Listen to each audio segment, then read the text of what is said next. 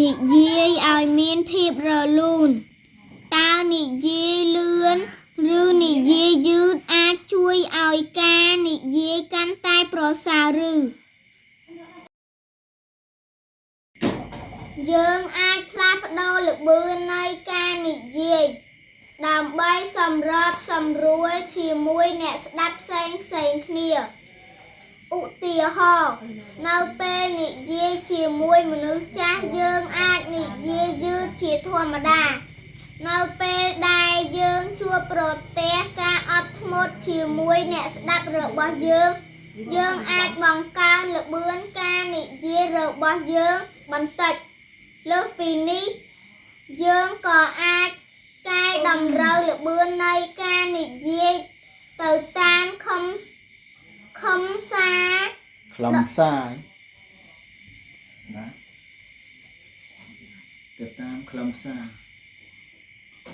ទៅតាមខ្លឹមសារដូចជាការនិយាយលឿនជាមុននៅពេលមានបញ្ហាបន្ទាន់គន្លឹះការកែប្រែល្បឿននិយាយអាចធ្វើឲ្យការបញ្ចេញមតិមានភាពទាក់ទាញនិងងាយយល់ជាងមុនប៉ុន្តែគួរប្រើជំហានផ្លាស់ប្ដូរឲ្យមានសម្របសម្រួលដើម្បីកុំឲ្យមនុស្សស្ដាប់ច្រឡំ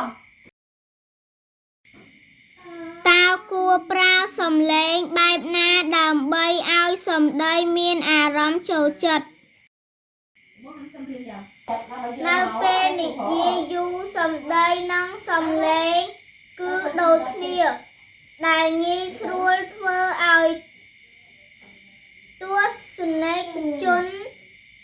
មានអារម្មណ៍ធុញទ្រាន់និងងុយគេងនៅពេលបញ្ចេញមតិយើងអាចសង្កត់ធ្ងន់លើប្រយោគសំខាន់ដើម្បីសម្រេចបាននូវ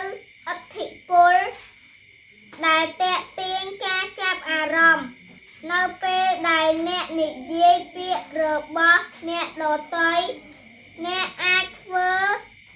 ត្រាប់តាមសំឡេងរបស់អ្នកដទៃដើម្បីបង្កើនកម្រិតនៃការបញ្ចេញមតិផ្ទាល់ខ្លួន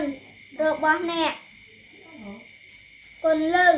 ការរក្សាអាកប្បកិរិយាទំនុកចិត្តក៏នឹងធ្វើឲ្យសំឡេងរបស់អ្នកស្ដាប់